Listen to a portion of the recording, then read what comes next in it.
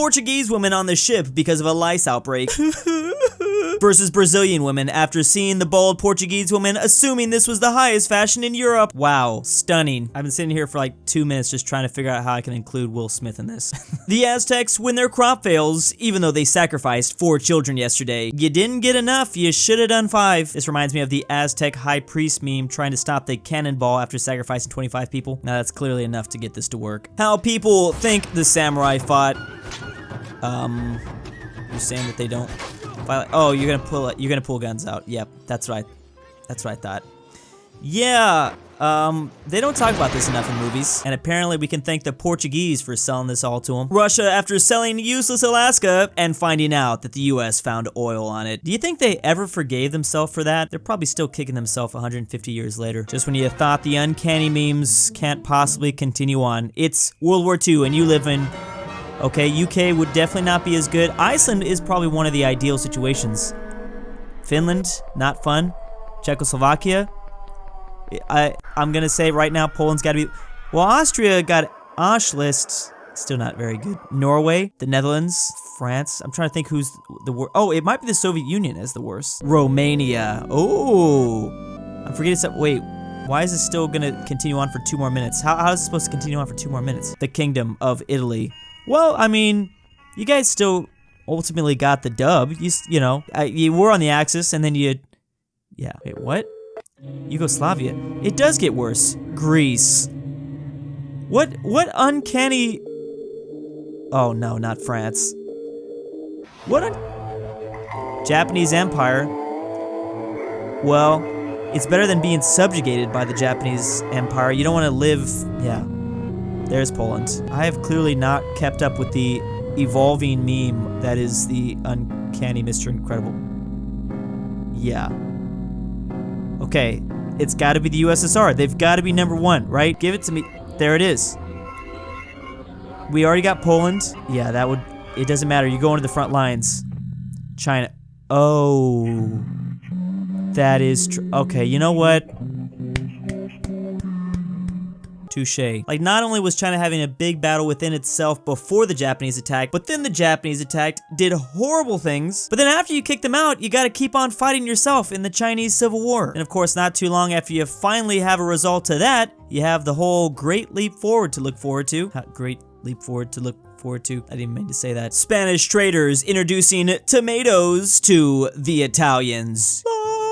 And this would change their entire cuisine for the rest of their existence. This reminds me of China introducing tea to the British. 1915 generals watching 100,000 of their men get cut down in 0.02 seconds. Hey, and look at that. They advanced the front by 3 feet. Totally worth it. In 1974, America declassified invasion plans for Canada made in the 1920s. We'd move up to Vancouver from Washington State, have an easy force from Montana take on Alberta, from North Dakota going to Winnipeg, and the big invasion force would have to be to take on Toronto. I mean, this is where most of the Canadian population lives. There was even going to be a few little naval invasions too. Look at that. And this is literally all the Canadians reacting to us right now. I thought we were friends. I'm trying to think why the USA would want to possibly invade Canada in the 1920s. They were still under British rule. Did we still not exactly trust Britain? Did we think Canada was going to get their independence? And then we're like, well, if they're independent, we might as well attack them. Also, seems like a weird time to release this. 1974, we were still pretty deep into the Cold War. Way to make our ally feel very comfortable. America's greatest fear at the time was a 2-ocean war against Japan and Britain. This was just after World War I, of course, and the USA would obviously have to take out Canada as quickly as possible. Whoa, whoa, whoa! But also in 1921, Canada developed a secret plan to invade the USA. It's basically the same exact plan except going from north to the south. I don't think it should be a surprise to anyone that every country has to prepare for any type of scenario. You always have to have some plans drawn up, but this seems a little bit scary. How the hell did they get Mexico on their side? Yeah, with all these forces, this is also when the British Empire was at their height. I don't know if the US would be able to stand a chance. NASA and the Soviets constantly arguing over who won the space race. Meanwhile, France, who put the first cat in space. Literally, they are the real Buzz Lightyear. They literally just said, yeet! Me and the boys heading to my grandfather's igloo. He told us he led Germany until 1945. Whoa, whoa, whoa, what lore is this? I don't think he escaped Argentina. I think he got his places that start with A little confused. He went a little further south than he should have. Spain and Portugal, after coming up with the Treaty of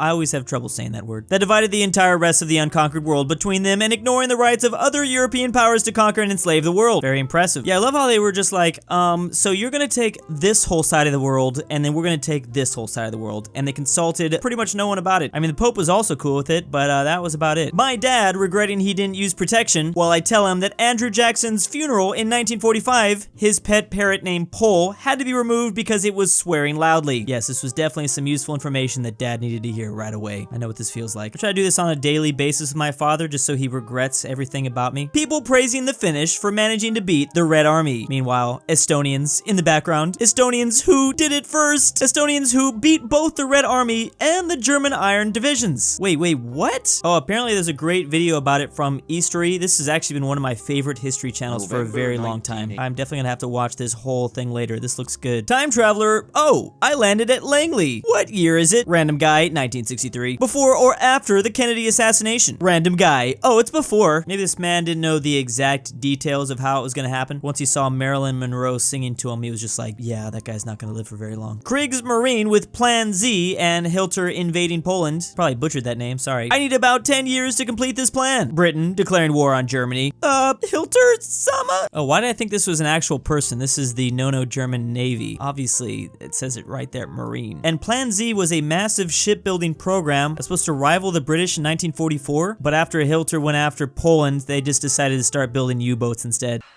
This kitchen is so hard to clean. If only there was an easier way. Oh. New kitchen done. I've never seen this video before in my life. How was I not aware of the original? Like, what even is this? Yeah, that's pretty much how it went though. Mongol pro tip, Russia is really long in this direction. Yes. Try conquering it like this instead. Oh, from the south up. See, that's everyone's problem. France, Germany, even Sweden way back in the day, they all try to attack from this way over, like this arrow shows. That's not the way you want to go. You gotta go from the bottom up, which actually, you know, China would probably have a lot of success doing that. The boss when you fight him versus the boss when you unlock him as a playable character. Literally goes from one of the strongest things in history to, well, yeah, pretty easy just to completely obliterate. I hate when video games do this. In this house, we stand for the flag and kneel for the cross. I don't know why I felt like this Roman meme needed the accent of a Southern American, but for some reason it just kind of felt right. I feel like they are big fans of the Roman Empire in the Deep South. Florida's pretty much the American Italian peninsula anyways. In another universe, we might have had an American Roman Empire that formed up around the Caribbean Sea. The illusion of free choice. French and British colonies looking at their two options of joining the Axis or joining the Allies. Ultimately, they both led to the same exact thing after the war. Yeah, I mean, when you put it to them like this, I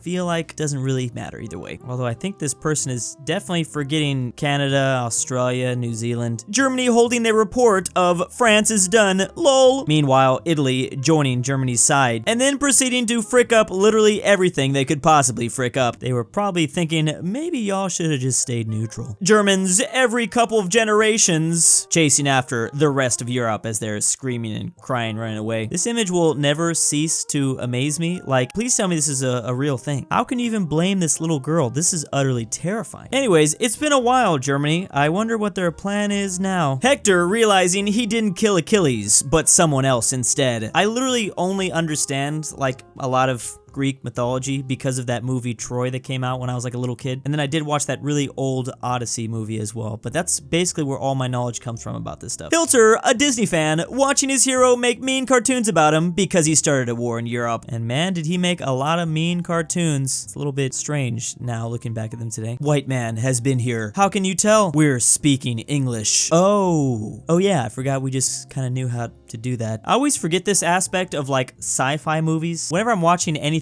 about some futuristic space colony and someone has like a British accent, it's like, that's still around. Doctors in the Middle Ages drilling holes in patients' heads just because they were a little sad. Oh yeah. That's science, baby. Or like when you used to go to them and be like, you know, doc, my hand kind of hurts. And they proceed to just chop off your entire arm. Saddam Hussein being the brutal dictator of Iraq. Yeah. Writes a best-selling erotic novel. What? Continues being a brutal dictator.